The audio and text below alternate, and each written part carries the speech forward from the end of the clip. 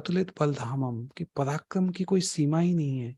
चाहे समुद्र लांघना है, सुरसा, सिंह का इनसे लड़ाई है, द्रोणाचार्य पर्वत लेके आना है। मुष्टि प्रहार से रावण को इतना घायल कर दिया था कि कुछ एक प्रहर के लिए वो अपना होश खो बैठा। उसके मुख से रक्त बाहर निकल गया। उसने रावण ने बोला कि तू वास्तव में बड़ा वीर है। तो अतुलित बलधामम, बुद्धिमताम वरिष्ठम, वेदों के ज्ञाता थे। रावण के प्रश्नों का उत्तर बहुत सटीकता से, संक्षिप्तता से बहुत अच्छे से दिया। मैं भी प्रभु श्री राम का दूत हूँ और उनके कार्य करने आपके पास आया हूँ।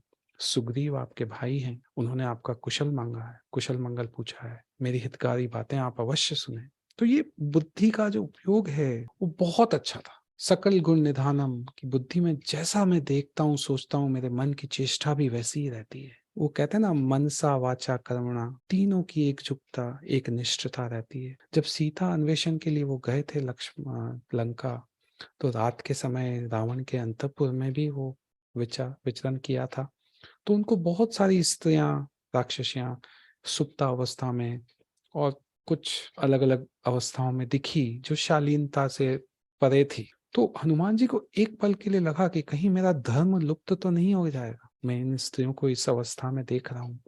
उन्होंने स्वयं समाधान किया अपनी उसका प्रश्न का कि मेरे मन में किसी प्रकार का विकार उत्पन्न नहीं हुआ है। इंद्रियों की जो शुभ प्रवृत्तियां हैं वो मन के कारण होती है। इंद्रियां मन से गवर्न होती है और मेरा मन सर्वथा विकार शून्य है। तो मेरे धर्म का ह्रास होने का, लोप होने का तो कोई कारण ही नहीं। तो बहुत क्लियरिटी ऑफ थॉट, अपने ऊपर बैलेंस, अपने ऊपर कंट्रोल।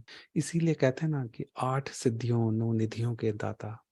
आप सिद्धियों के बारे में उनका पढ़िए। अणिमा छोटा हो जाना, महिमा बड़ा हो जाना, गरिमा भारी हो जाना, लघिमा हल्का हो जाना, प्राप्ति प्राकाम्य कामना पूर्ति करना, ईशित्व शासन सामर्थ, वशिष्ठ, इसमें जितेंद्रियम बोला जाता है, उनको मन पे नियंत्रण करना। तो ये 8 निधियां, तो उनके गुणों का तो कोई वो अंत ही नहीं है। इसीलिए कहते हैं कि प्रज्ञा और पराक्रम के धनी थे, योग के परामर्शदाता थे, संकट में साथ देने वाले मित्र थे, समर्पण और निष्ठा से अपना कर्तव्य पालन करते थे। स्वयं की सुरक्षा से भी ज्यादा अपने स्वामी, अपने प्रभु की सुरक्षा, अपने आराध्य की सुरक्षा का उनको ध्यान रहता था। और इसीलिए हनुमान जी को लोक देवता बोला जाता। कोने कोने में भारतवर्ष में हनुमान जी के मंदिर है। उनके प्रति अपार श्रद्धा है। बल बुद्धि ऐसा संगम मिलता ही नहीं। और इन गुणों को अपने जीवन में उतारने के बाद जो सफलता, जो सार्थकता हम प्राप्त कर सकते हैं, उसका कोई तोड़ नहीं है।